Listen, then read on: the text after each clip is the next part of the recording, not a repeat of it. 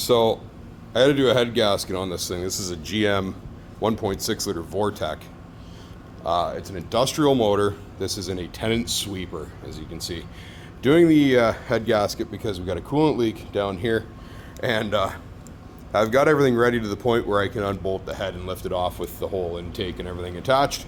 Fine and dandy, makes it nice and easy. But I just started to undo head bolts, and this is the first one I touched. And just to show you, that's the only one I've touched so far. We're gonna pick another one at total random. Let's just do the one beside it here. Like, literally effortless. I have not loosened these. I can do this simply with one arm.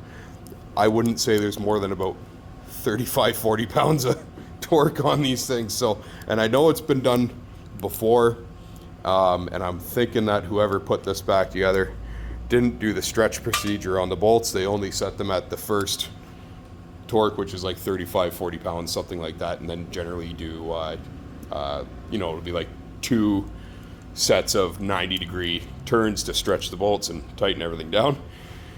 Clearly was not done. Here, let's just pick another one totally at random here. Right, there you go. One hand, I'm not joking.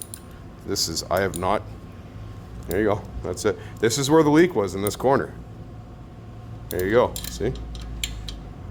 Unbelievable. I just undid all these with one hand and a 3/8 ratchet with no sort of strength at all. So now we know why the head gasket was leaking. All right, well, the head's off. I've sprayed it down with some rust inhibitor. That's why it's shiny, because it's gonna stay open for a little bit. But as you can see, we were actually burning coolant in 3 of the 4 cylinders.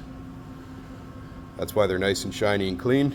But the external coolant leak was in this corner, but the rest were actually burning coolant.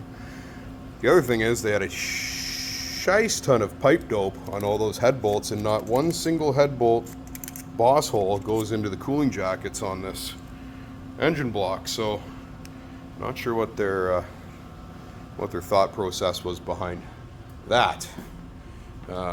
Here are the head bolts. You can see where they didn't clean the boss holes out originally from the coolant that would have spilled in them when they pulled the head off the last time. And you can even see where coolant has been leaking. That's what's all black there from it going in and cooking away. There's a cylinder head.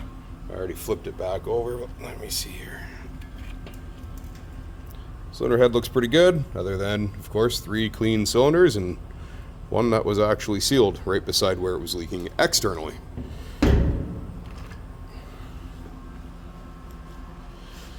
So that's that. There's a head gasket. Nothing wrong with it either. Just wasn't crushed properly. So surprised we didn't have an oil leak right here either. That's the pressure feed, oil pressure feed for the head, for the lifters and everything else.